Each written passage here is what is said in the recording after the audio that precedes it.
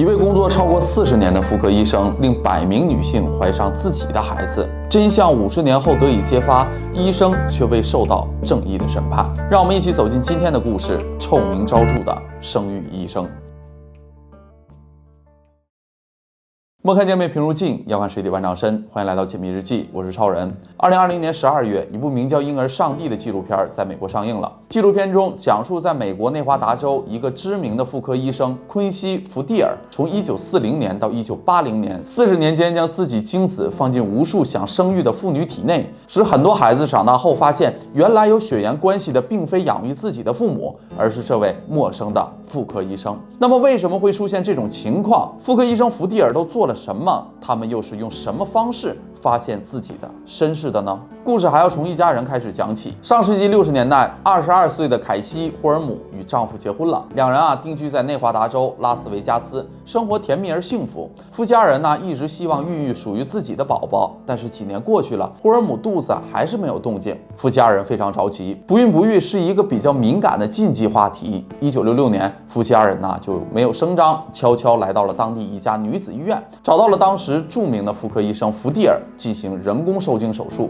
将丈夫的精子植入到霍尔姆的体内。手术很成功，1年后，霍尔姆的女儿温迪·巴布斯特顺利出生了。温迪在一个幸福的家庭长大成人，有爱她的军人爸爸和温柔的妈妈。但在温迪长大的过程中，很多细小的特点让父母有过疑惑。女儿温迪的长相并不像爸爸，性格也与父母二人不大相同，但一家人并未特别在意。时光荏苒，转眼50多年过去了。年轻的温迪成为了一名警察，并一路升迁，在警局工作32年后光荣退休了。退休后，因为长期在警察系统工作的关系温迪对 DNA 技术十分的感兴趣。在退休后就萌生了为自己的家族完善一个完整的家谱，因此在2018年，他一时兴起接受了 DNA 测试，却不曾想到测试所得出的结果让他目瞪口呆。正常温迪根本没有同辈的亲属，甚至连表亲都没有。但在 DNA 系统中突然多出了许多血缘相近的兄弟姐妹。在详细调查这些兄弟姐妹情况时，发现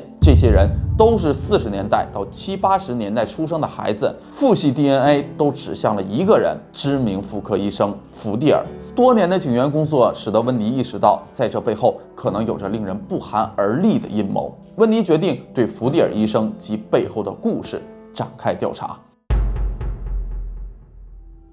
温迪刚刚开始调查，就得到了一个令人遗憾的消息：福蒂尔医生早在2006年11月就去世了，享年94岁。在去世前，可以说福蒂尔是一个家喻户晓、声望显赫的知名医生。他生于1912年9月16日，学习成绩优异，大学毕业后又考取了明尼苏达大学医学博士。随后经营了一家小医院，开始了自己的医生生涯。福蒂尔的履历十分光鲜，他先是在内华达里诺大学担任住院医师，后来又搬到了拉斯维加斯，从事普通医学研究，并确定专攻妇科方向。在此期间，他获得了明尼苏达大学董事会认证，之后又来到了美国空军医院工作，最高职位是内利斯空军基地医院预备役的代理司令。这是福蒂尔的高光时刻。后期他拒绝了晋升为将军的机会，放弃仕途，选择继续在医学妇科领域钻研。60年代，福蒂尔建立了一家女子医院，实现了专门为女性服务的愿望。福蒂尔在内华达州从事妇科医学工作超过了60年，因为他的杰出贡献，在1991年被内华达州评为年度最佳医生。福蒂尔摆在台面上的资历值得每一个人尊敬，但随着温迪调查的深入，那些被潜藏在暗处的行为却令人胆寒。福蒂尔上世纪50年代开始职业，除了是妇科医生，还主打当时少有的人工受精生殖技术。作为当时的前沿医学技术，福蒂尔医术高明，成功率高，吸引了大批想要孩子的不孕不育夫妇前往求助。但那个年代医学技术还不够发达，人工受精也属于刚刚开始应用的阶段。福蒂尔利用当时美国的精子银行精子数量短缺，人工受精技术尚在发展期的空档，整个精子管理还比较混乱的情况下，以专家自居，帮助有生育困难的夫妇怀孕生娃。然而实际操作中，福蒂尔竟然用自己的精子进行人工受精，这样的行为横跨了40年之久。那些渴望拥有孩子的家庭，在福蒂尔的妙手之下，成功孕育出小生命，并满怀期待地养育他们长大，到头来却发现竟不是自己的孩子，温妮决定继续深挖下去，在这个过程中，温妮遇到了更多与她有着相似经历、出生在不同年代，但父母都接受过福蒂尔所谓的人工技术治疗的兄弟姐妹。和温妮同一年出生的布拉德·古尔科，他也是妈妈年轻时接受福蒂尔手术后得以降生到这个世界的。要知道，他的父亲还是福蒂尔的战友，两个人在部队时关系就非常好，也十分信任福蒂尔的技术和人品，根本就没想过自己会被战友就这么绿了一辈子。并且布拉德跟福蒂尔年轻时长得实在是太像了，大家可以想象一下布拉德的父亲每天看到自己的儿子会是怎样的心情。还有的受访者说，当年是母亲受孕比较困难，父亲的精子是没有问题的，但福蒂尔竟然也用了自己的精子进行受孕。不知道隐情的父亲还曾以为母亲乱搞，跟其他人有的孩子，这都是人干的事儿吗？但随着真相一点一点的被揭开，福蒂尔更加荒诞的受刑更是暴露在大众的视野。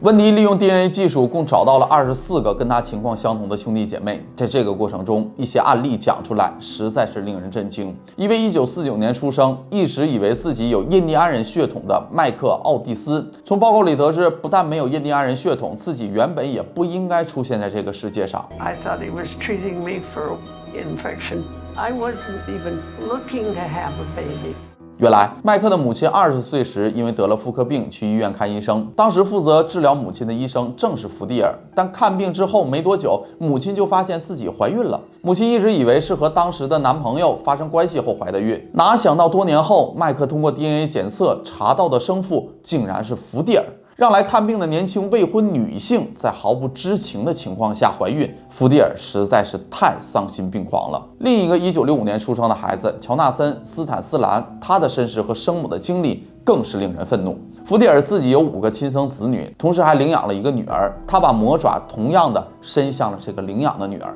在养女17岁时，福蒂尔以检查身体为由，将自己的精子技术型植入到女儿的体内，让还未发生过性关系的养女怀上了她的孩子。年纪很小就怀孕的养女不懂得如何处理，无奈把孩子生了下来。还没有养育能力的她，把孩子交给了当地的福利机构。乔纳森就是养女与福蒂尔生下的孩子。在福利院长大后的乔纳森希望寻找到亲生父母，通过 DNA 检测得知了自己的身世。乔纳森曾经找到过福蒂尔，希望知道他为什么这么做。福蒂尔却给出了这样的答复：那是个意外，可能是我混用了2块纱布，其中1块上有我的精液。乔纳森曾愤怒地对媒体说：“我觉得他就是很爱这么做之后产生的变态快感，享受病人和他们家人对他的那种信任。”而养女也不是家里唯一一个被福蒂尔虐待的孩子。2000年初，已经87岁的福蒂尔被儿子告上了法庭。后者公开表示，自己3岁到10多岁时被父亲施暴，并看到其他兄弟姐妹也被他虐待。儿子说，父亲是一个疯狂的变态，猥亵过许多人。他死的那天是我最开心的时候，因为我知道我终于安全了。那么，做了这么多令人发指行为的福蒂尔医生得到了应有的惩罚吗？答案是并没有。随着70年代美国精子银行的兴起，人工受精的标准制定得越来越严格，福蒂尔不再顶风作案，靠着多年积累的好口碑和上千万美元的财富，一直逍遥到了2000年年初。这时 DNA 技术已经得到了普及，他的恶行才遭到曝光，不仅被儿子告，也被多年后才发现真相的病人们控告。70年代接受福蒂尔所谓的人工受精后生下1子1女的一位母亲，90年代末通过儿女的 DNA 检测结果发现了真相，最后告了福蒂尔，希望得到1400万美元的补偿。福蒂尔还曾2次被其他妇女起诉到法庭，这些妇女指责他在人工受精程序中使用自己的精子来欺骗他们。这些案子最后都被有钱有势的福蒂尔摆平了，达成了庭外和解，还不用被吊销行医执照。他的律师团队表示，内华达州没有明确的法律规定医生不可以使用自己的精子。因为法律漏洞逃过一劫后，福蒂尔的名声终究是受了影响，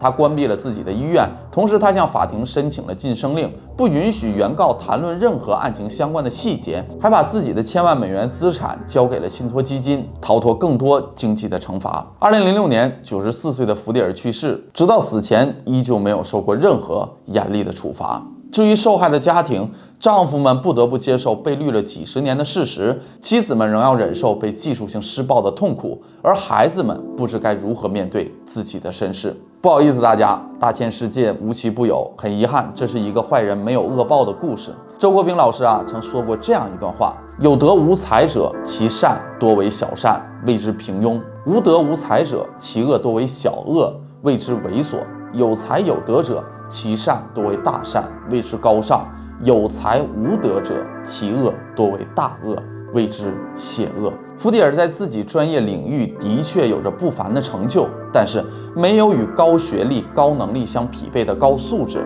他也不值得人们尊敬。但遗憾的是，到死福迪尔都未受到应有的惩罚。好了，这就是本期解密日记的全部内容。喜欢的朋友记得点关注，我是超人，我们下期再见，拜拜。